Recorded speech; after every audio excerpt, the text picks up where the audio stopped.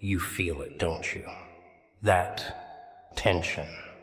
That itch under your skin like something's crawling, shifting, turning the gears behind the scenes. Everything looks the same, the streets, the faces, the ticking of the clock, but you know. Oh, you know, something's coming. The kind of shift that doesn't knock politely. It kicks the damn door down. Everything you thought was real is starting to rot. Quietly, elegantly. Like fruit left too long in a fancy bowl. Looks fine from far away, but up close, it's soft, it's sour, it's done. That's your old reality. The rules you trusted. The labels they gave you. The map you followed like it meant something. All of it melting, warping, dying in plain sight.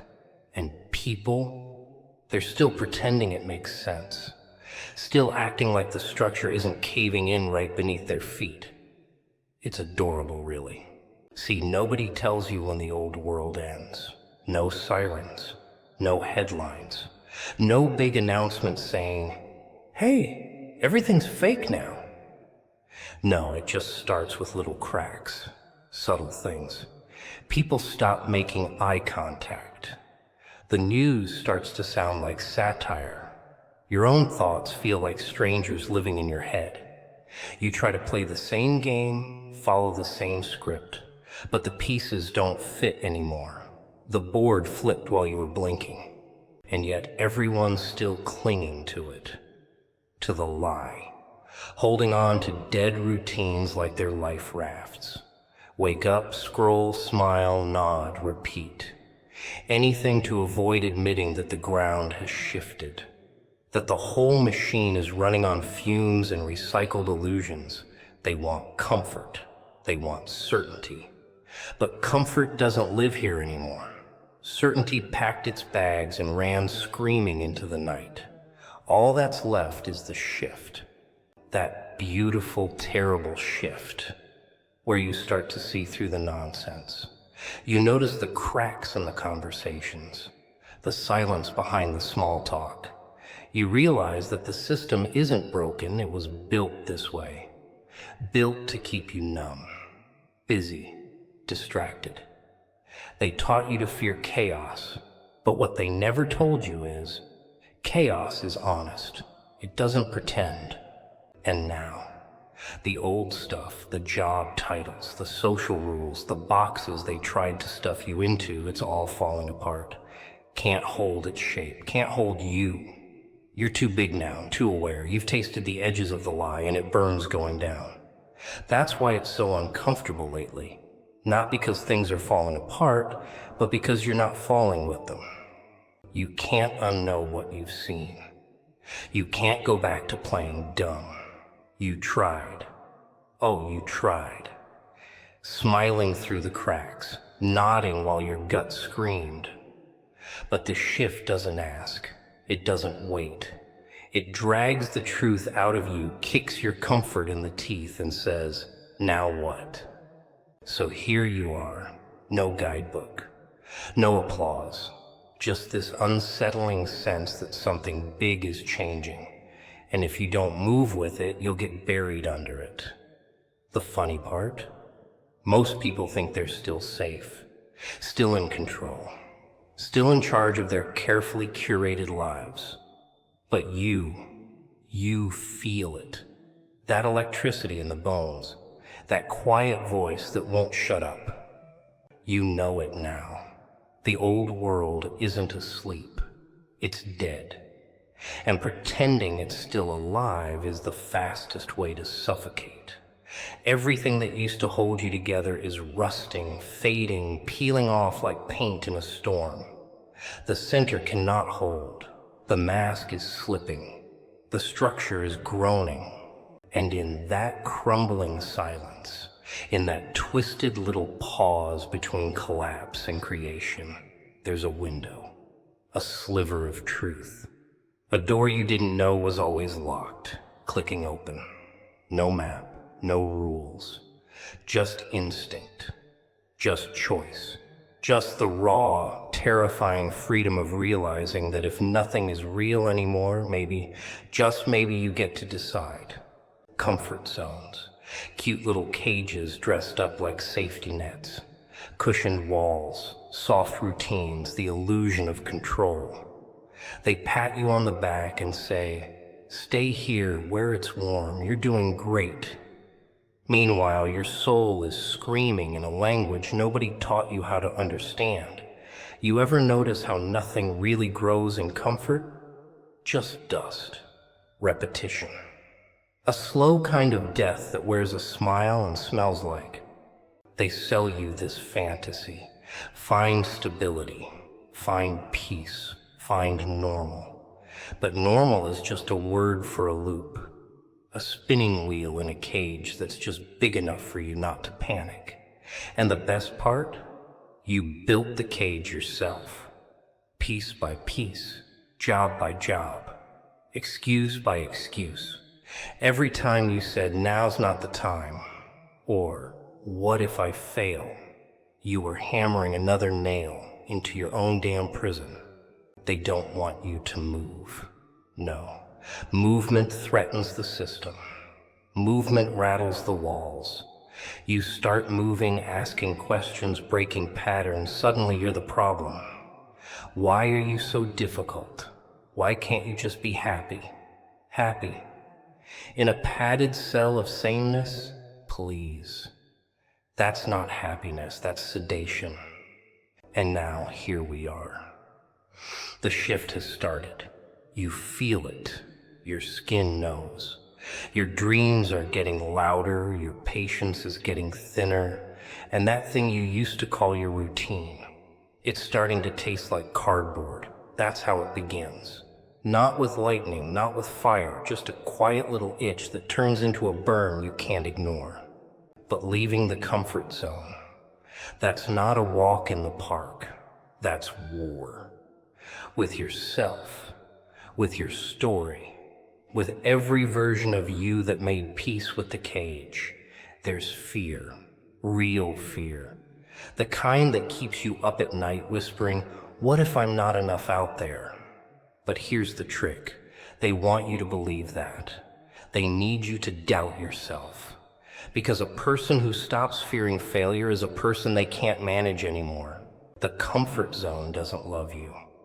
It owns you, and when you try to leave, it panics, throws memories at you, regret, nostalgia, guilt, tries to gaslight you with the past. Remember how hard it was? Remember what happened last time you tried? Yeah, and you survived it. Every bruise, every scar, every collapse, you made it through. But they don't teach you how to trust that. They just teach you how to keep things tidy, predictable, small. But you're not small anymore. You've outgrown the cage, even if you're still sitting in it. And the longer you stay, the louder the scream gets. Until even the walls you thought were protecting you start to feel like they're closing in. Because safety without growth isn't safety. It's stagnation with better lighting. They'll try to pull you back. With comfort, with flattery, with fear. They'll say things like, "Don't be rash," or "Think it through." Translation: we liked you better when you were quiet. But there's no going back now. Once the shift starts, comfort stops being comforting. The old walls don't fit the new fire. And that fire, it doesn't care about your excuses. It doesn't want your plans. It wants motion, mess, risk. The kind of risk that makes your hands shake but your eyes burn brighter. The kind of risk that rips the ground out from under you just to teach you how to fly with nothing but willpower and madness. You don't need to have it all figured out. You just need to move. Any direction. Any step. Even a stumble forward is a revolution in disguise. Because when everything around you is changing, staying still is the most dangerous move you can make. Tick, tick, tick, tick. You hear that? That's the sound of your chances evaporating while you stall, while you second guess, while you rehearse the same tired excuses in your head like a script no one asked for. Delay, darling, is the most elegant form of self-sabotage. It wraps itself in logic, in timing, in just not ready. And it feels so smart, so reasonable. But really, it's fear in a tuxedo. Fear sipping tea and nodding politely while it steals your momentum right from under your nose. You tell yourself, I'll do it tomorrow. That's cute. Tomorrow, the magical land where motivation never dies, where you finally feel worthy, where everything lines up like puzzle pieces made just for you. But tomorrow is a liar. It doesn't owe you anything. It doesn't even exist. It's a concept you created to avoid facing the fact that today is asking something of you that you don't want to give. You think you have time. You think the universe is just going to wait patiently while you find your perfect moment. Newsflash, it's already moving. The train's already left the station, and you're still standing there with your bags of doubt, hoping for a first-class invitation. But there's no invitation.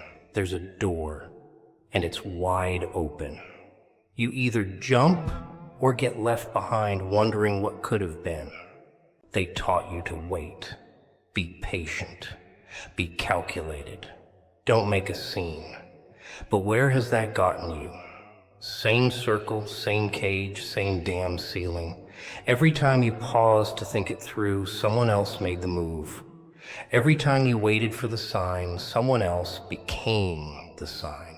And you were busy checking the temperature of your courage. But see, the shift doesn't give a damn about your calendar. It doesn't care if you feel ready. Shifts don't knock, they kick. And when they do, you're either already in motion or you're flat on your back wondering what hit you. You don't rise by overthinking. You rise by acting, even when your legs feel like jelly and your voice shakes like a leaf in a hurricane. Delaying is safe. It gives you the illusion of control. Let me plan a little more. Let me wait for the perfect mood. It's all noise. A lullaby you sing to yourself while the opportunity fades into smoke. And when it's gone, oh, the regret tastes metallic, doesn't it? Bitter and sharp, like blood in your mouth after biting down too hard on your own potential. You're not afraid of failing. Not really. You're afraid of what happens if you don't. Because deep down you know that this is the moment. Not next week. Not next year. This second, this breath, this heartbeat. The door's cracked, the fire's lit, and you're standing there holding a box of matches, convincing yourself the room's not dark enough yet. But darkness isn't the problem. Delay is. That small, deadly hesitation that whispers, just wait a little longer, like it's your friend. But it's not your friend. It's the voice of every missed chance, every quiet breakdown, every what if that's turned into a scar you carry just beneath your smile. You already know what needs to be done. You've known it for a long time. You've felt it scratching at the back of your mind, rattling your ribcage, clawing at the edge of your dreams. The real tragedy isn't that it's hard. It's that you keep pretending the difficulty means it's not time. But the discomfort is the sign. The chaos is the cue. And while you hesitate, life is changing the locks on the very door you've been staring at since forever. They told you who you were, didn't they? Wrapped it up nice and neat. Gave you a name, a label, a category to shove yourself into. Said, here, wear this is you. And you believed it. You swallowed it like medicine, like truth. You became the thing they could handle, the version that made sense. Predictable, palatable, safe. But deep down, in the places they never see, you always knew something didn't fit. Something wasn't real. Something inside you was waiting to crack through the paint. You played the part. Oh, you did it well.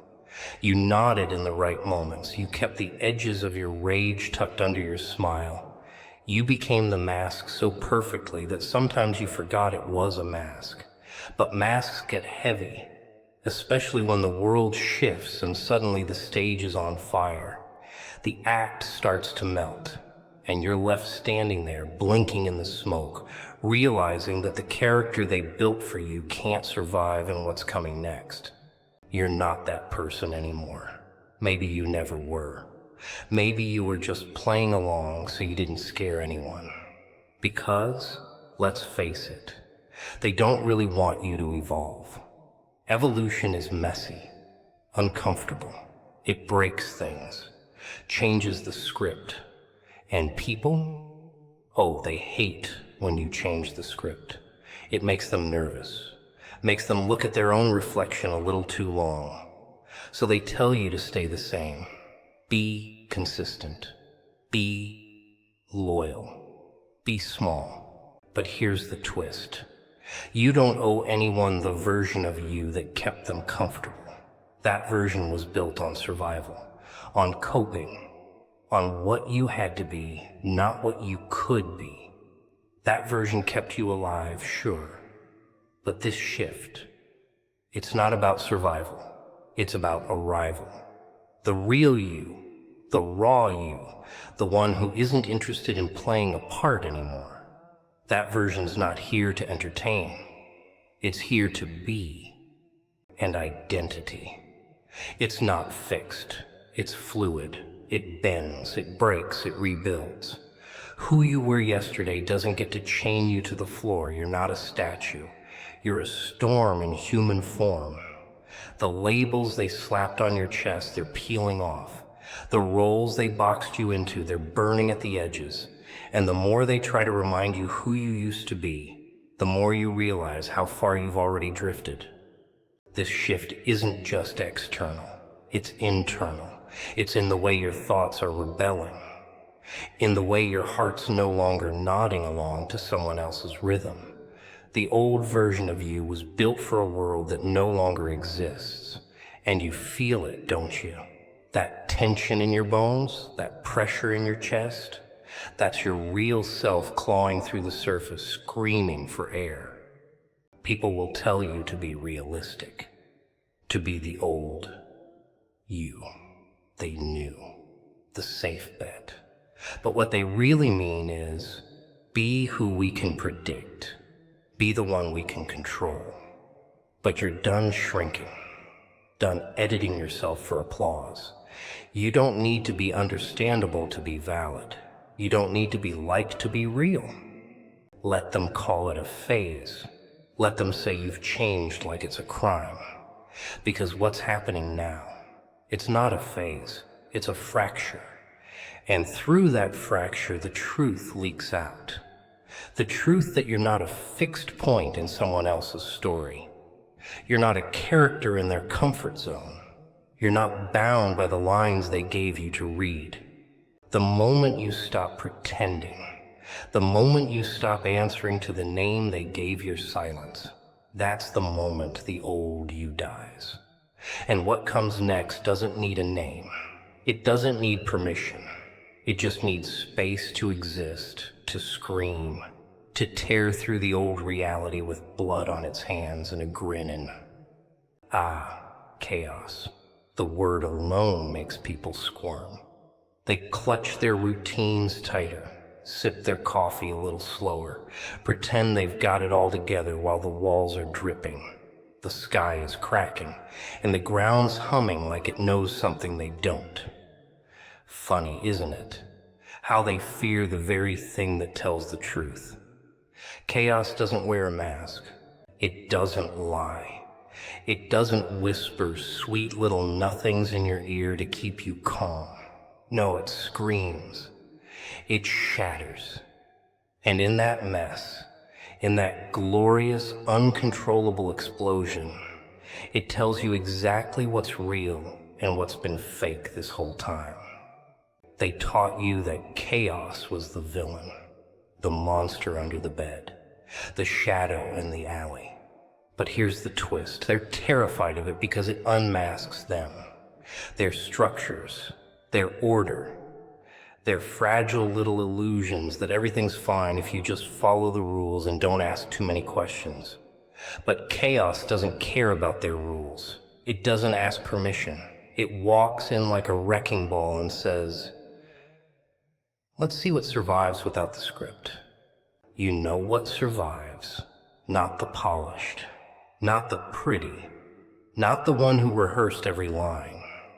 What survives is the raw, the honest, the adaptable, the one who can smile while everything burns, not because they enjoy the fire, but because they recognize it. They've been it.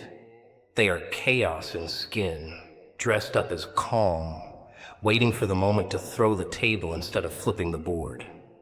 Look around. Everything's changing. Fast. Faster than your doubts can keep up with. The shift doesn't come with a warning label. It doesn't offer you a seatbelt. And the ones still trying to play it safe, they're getting swept under, sucked into the whirlpool with wide eyes and brittle bones because they were too afraid to bend. And that's the trick. See, chaos doesn't break the strong. It breaks the stiff, the rigid, the ones who tried so damn hard to keep things normal. But if you lean into it, really lean, chaos becomes a signal, a beacon, a laugh in the dark that says, now's your chance. While everyone else is ducking for cover, you've got a front row seat to the collapse of the old lie. You see the cracks forming, and instead of patching them, you smile, because you know what comes after the break. The real, the unfiltered, the next version of everything. You can't create without destroying something first. That's not madness, that's math. You don't build a new identity on a polished floor. You build it in the rubble, in the ashes of the roles that couldn't hold you anymore, in the silence that follows the scream. And suddenly, chaos isn't your enemy. It's your ally, your compass, your twisted, howling friend that drags you out of your slumber and slaps you awake. And the people around you, oh, they'll flinch, they'll panic. They'll look at you like you're the one losing it, like you're unstable for not clinging to the familiar.